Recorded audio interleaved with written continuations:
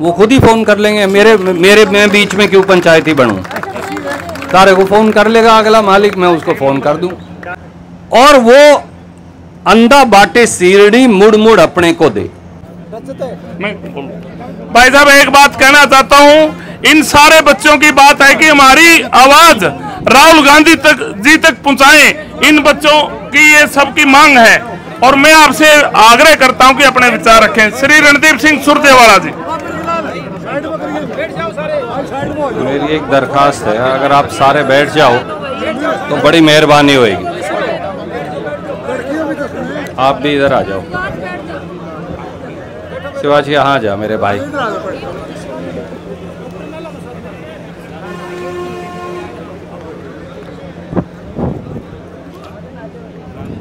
आदर और सम्मान के योग्य सब मेरे छोटे भाई बहनों को सबसे पहले तो हम सब की ओर से नमस्कार। आज हम सब एक ऐसी परिस्थिति में आपके बीच में आए हैं जो ना राजनीति का विषय है, ना पार्टियों का विषय है, ना पार्टी का प्लेटफॉर्म बनाने के लिए इस जगह को हम आए। ये यूनिवर्सिटी है, यूनिवर्सिटी में सबको आने का अख्तियार है, परंतु ना कोई हम आपसे राजनीतिक बात करेंगे, ना किसी राजनीतिक दल की बात करेंगे। मैं और सब साथी, पूर्व विधायक, पूर्व मंत्री, पार्टी के दूसरे लोग, आज हमारे जो छात्र और छात्राएं हैं उनके साथ अपना सहयोग, अपना समर्थन, अपनी सपोर्ट, वो सब आपके साथ देने के लिए आपके बीच में आए हैं। आपकी समस्या जानने के लिए आए हैं और किस प्रकार से हम भी थोड़ी सी गिलहरी की तरह आपकी मदद कर सकते हैं इस लड़ाई और यज्ञ में, वो आपसे बात करने आए हैं। बहुत लंबे समय यूनिवर्सिटी की राजनीति हम सबने की, मैंने स्वयं की, स्टूडेंट यूनियन के अंदर भी रहे। मैं क्योंकि कॉमर्स और लॉ का छात्र हूँ तो पहले कॉलेज में और फिर यूनिवर्सिटी में, पंजाब विश्वविद्यालय में, वहाँ की लॉ फैकल्टी में रहे। उसके बाद 10 साल तक, 25 साल की उम्र में मुझे वो मौका मिला था, 10 साल तक पंजाब विश्वविद्यालय का संचालन करने का मौका भी मिला। बहुत सारे हमारे प्रोफेसर साहब कह रहे थे, हमारे छात्र नेता दलाल साहब कह रहे थे, सिवाज साहब कह रहे थे, सच्चाई ये है कि किसी भी विश्वविद्यालय को चलाने के लिए उसके स्टूडेंट, उसकी एकेडमिक काउंसिल, वहाँ की फैकल्टी, ये तीनों मिलकर चलाते हैं। अलग अलग कोई नहीं चला सकता। इसको थोड़ा सा इधर कर दे बहन जी की तरफ। नो, हाँ, थैंक यू। अलग अलग कोई चला नहीं सकता।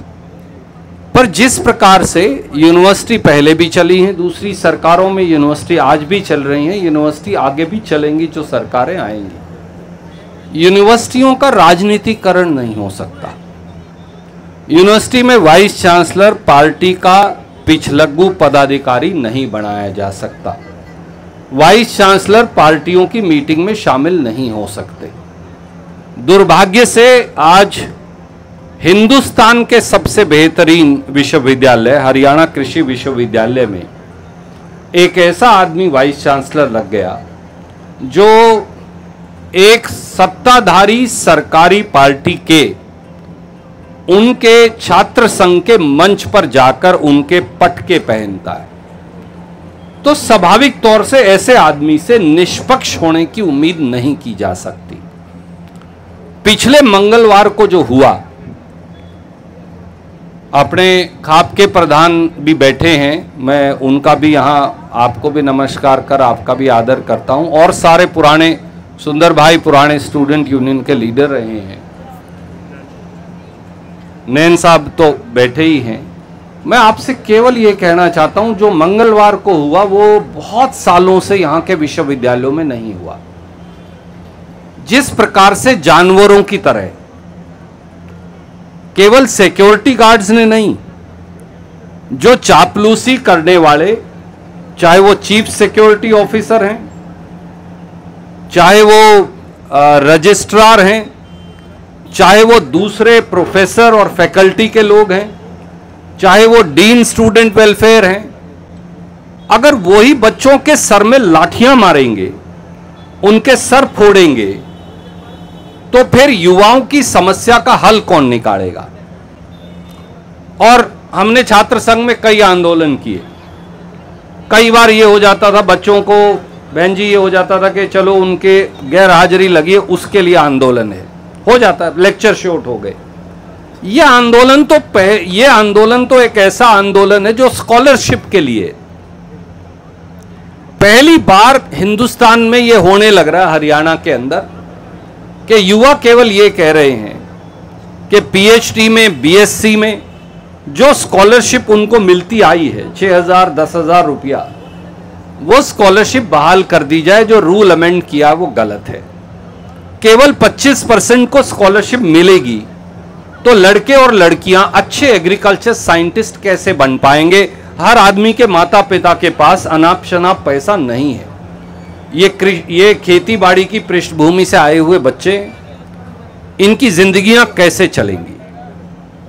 परंतु उसके बावजूद रूल को अमेंड कर दिया गया। दूसरा, उसके साथ साथ जो शायद आपकी जानकारी में है या नहीं, मैंने ये बात उठाई थी, पहली बार यूनिवर्सिटी ग्रांट्स कमीशन, जो अलग अलग विश्वविद्यालयों को पैसा देता है, उनका बजट जो है वो 5,000 करोड़ रुपया से अधिक काट दिया गया है। 5,000 करोड़ ही बहुत कम है, उसमें भी यूनिवर्सिटीज का क्या होगा? परंतु आपने वो भी उनका काट दिया। हरियाणा एग्रीकल्चर यूनिवर्सिटी का बजट काट दिया गया, कुरुक्षेत्र यूनिवर्सिटी का बजट काट दिया गया, जीजेयू का बजट काट दिया गया, सोनीपत की इंजीनियरिंग यूनिवर्सिटी का बजट काट दिया गया। और इन सबको यह कहा जा रहा है कि तुम सेल्फ फाइनेंसिंग मोड पे जाओ। असली प्रॉब्लम बहन जी ये है,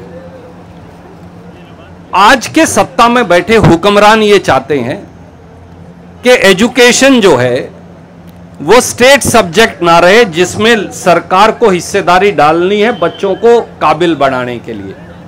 मैं जब पंजाब विश्वविद्यालय में पढ़ता था और उससे पहले थोड़ी देर कुरुक्षेत्र यूनिवर्सिटी में गया, तो हमारी फीस 350 रुपये होती थी लॉ की। अब आप अंदाजा लगा सकते हैं, हिंदुस्तान में यूनिवर्सिटी की फीस सब्सिडाइज्ड है और सरकार उसमें हिस्सेदारी डालती है। जब आप उन बच्चों से वो छीनना शुरू कर देंगे वन बाय वन, तो वो प्रोटेस्ट तो करेंगे। मैं इसलिए बगैर राजनीति के ये बात कहना चाहता हूं, हिंदुस्तान में खास तौर से हरियाणा में हम अफोर्ड कर सकते हैं। हमारा 1 लाख करोड़ का बजट कहते हैं हम है, तो अगर 1 लाख करोड़ का बजट है तो 1,000 करोड़ हम यूनिवर्सिटीज को क्यों नहीं दे सकते? हम हेलीकॉप्टर पे तो 300 करोड़ रुपया खर्च कर सकते हैं और जहाज पे। चीफ मिनिस्टर का जहाज और हेलीकॉप्टर का बिल साल का 300 करोड़ रुपए के करीब है, 250 से 300 करोड़। तो हम वो पैसा कम करके, मैं नहीं कहता कि अगले का बिल्कुल छीन लो, दे दो उसे, कोई बात नहीं, वो पैसा कम करके आप बच्चों को दे दो। आप 1,000 करोड़ रुपया निकाल के अगर हरियाणा की यूनिवर्सिटी को दे दें तो ये स्कॉलरशिप की समस्या खत्म हो जाएगी। 900 करोड़ कम किए। मलिक साहब ये कह रहे हैं कि अपने भी 900 करोड़ के करीब उन्होंने कम किए। मैं आपसे ये कहता हूं, एक ये जो आपकी मांग है, मैं ये मानता हूं कि बिल्कुल जायज मांग है। इसके अलावा 2-3 बात जो आप नहीं बता रहे, मैं पूछ रहा था अलग अलग छात्रों से, मुझे बताया है कि जो लड़कियों का हॉस्पिटल है वहाँ जो हॉस्टल है वहाँ सवेरे का नाश्ता भी टाइम से नहीं मिलता। ये एक समस्या, आपने इसमें लिखी नहीं पर मुझे पता।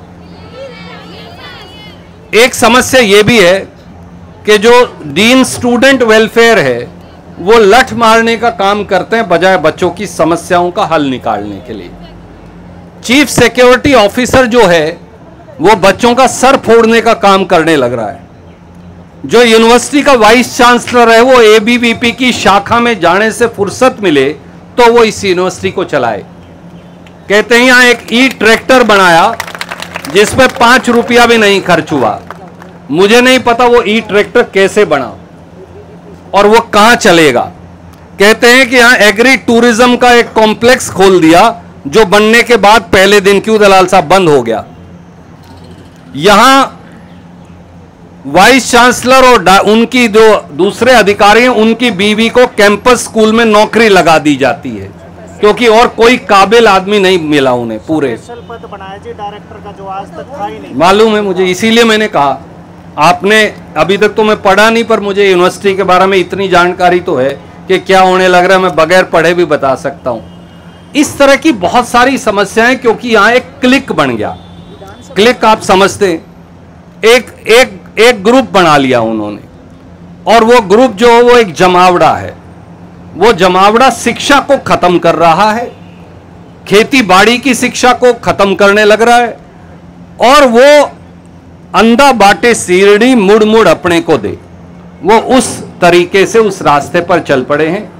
मैं आपको एक बात कहता हूं नौजवान साथियों, थोड़ा बहुत हमें भी लंबा स्टूडेंट यूनियन का, यूनिवर्सिटी चलाने का, क्योंकि मैं तो लॉ फैकल्टी पढ़ाया भी करता था और लॉ फैकल्टी में काम भी किया और यूनिवर्सिटी भी चलाई, हमें भी थोड़ा थोड़ा तजर्बा है।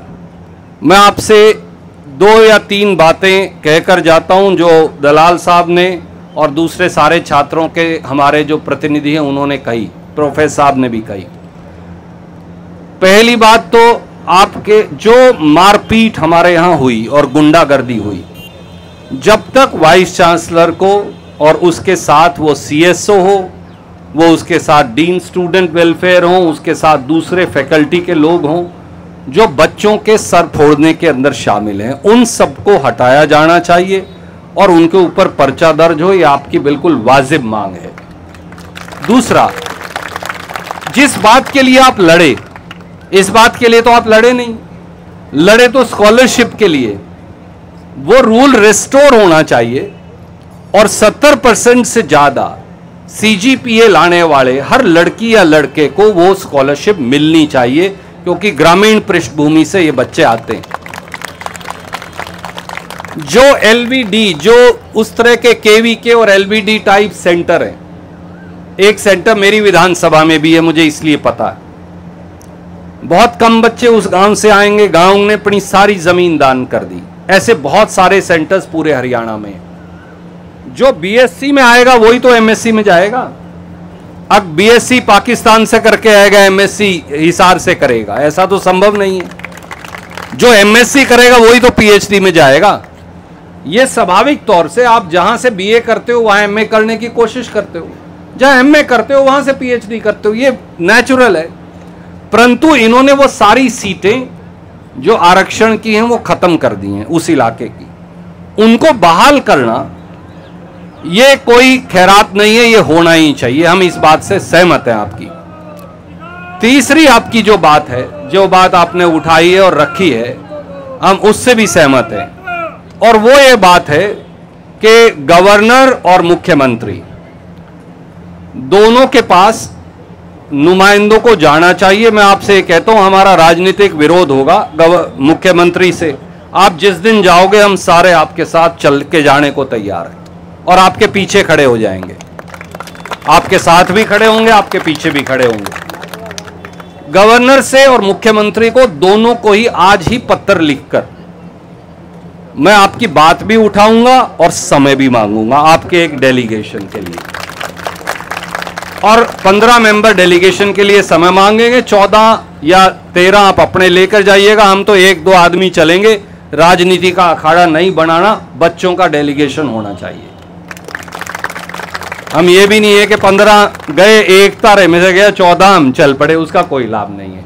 पर कर देते हैं राजनीतिक लोग ऐसा, तो हम ऐसा भी कोई नहीं करने वाले। डेलीगेशन का समय मिलेगा तो 95% आप चलिएगा, 5% 2% हम चलेंगे आपके साथ, जस्ट टू रीआइट्रेट के भाई आपकी बात पक्की हो जाए।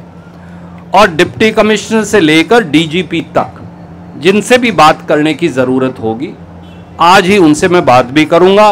साथियों को, ये सारे बैठे हैं, मैं आप सबको, हाँ, डिप्टी कमिश्नर, एसपी, बेसिकली ये दोनों अंडर प्रेशर हैं, मुझे बात समझ में आ गई है। उनको ये बोल दिया गया कि तुमने पर्चा नहीं दर्ज करना वीसी और उसके गुर्गों पे। हमारी बात राहुल गांधी जी से करवाई जाए, वीडियो कॉल कर लो जी आप, ये चाहते हैं कि हमारे बीच में कोई मैसेज। मैं आपकी बात पहुंचा भी दूंगा, और दलाल का आप में से जिस साथी का एक नंबर दे दो, मैं उन्हें कह दूंगा, आपको वो फ़ोन कर लेंगे। बेटर ये आप अपने फ़ोन पे आपके पे फ़ोन कर लेंगे, वो जहाँ भी आजकल सफ़र करने लग रहे, पर मैं उन्हें आपका नंबर पास ऑन कर दूंगा, तो आपकी सीधी बात करवा देंगे। वो खुद ही फ़ोन कर लेंगे। मैं बीच में क्यों पंचायती बनूं? सारे को फ़ोन कर लेगा अगला मालिक, मैं उसको फ़ोन कर दूं। आपके 2 नंबर, कई बार एक नहीं मिलता, 2 साथियों के नाम नंबर एक कागज़ पे लिख के मुझे दे दो, मैं उनको वो पास ऑन कर दूंगा। और मल्लिकार्जुन खड़गे जी हमारी पार्टी के राष्ट्रीय अध्यक्ष हैं, उनको भी मैं यही दोनों नंबर दे दूंगा, वो भी आपसे बात करेंगे। आप इस बात से बेनिश्चिंत रहिए। और कोई हमारा इस बात के अंदर मतभेद नहीं। नमस्ते प्रधान जी, ठीक हो आप जी? माफ़ी चाहूँगा, मैं आप पीछे में देखा नहीं था उस समय। तो मैं आपसे एक बात और एक वचन आपसे और दे के जाते हैं। ये समय का तंत्र है, ये बदलता रहता है।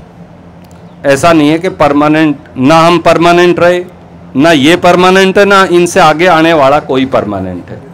राजनीति की खूबसूरती बहन जी यही है कि हम सबकी नौकरी कच्ची है।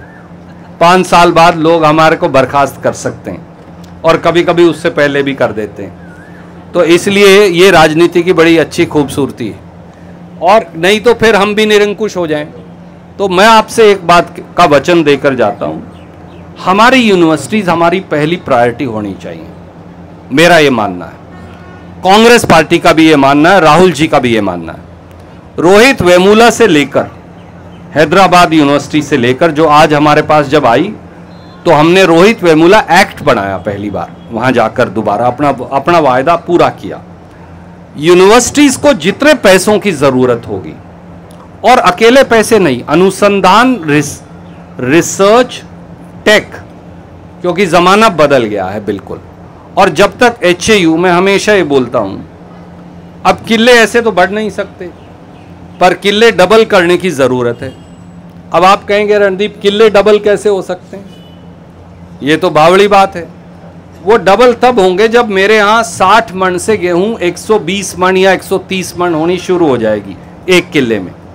वो केवल आप लोग कर सकते हैं, माफ कीजिए, नौजवान लोग ही कर सकते हैं, जो रिसर्च करेंगे और जो बेटर सीड्स और पेस्टिसाइड रेजिस्टेंट सीड्स बनाएंगे, ताकि कम से कम केमिकल में बेटर से बेटर प्रोडक्ट हम पैदा कर सकें। पहले भी 30 से 60 मन की साइंटिस्टों ने की, इन्होंने नहीं की थी। पहले 30 मन एवरेज थी, 60 हुई, कभी कभी 70 हो जाती है, बहुत ही कोई 1-2 किला अच्छा हो तो।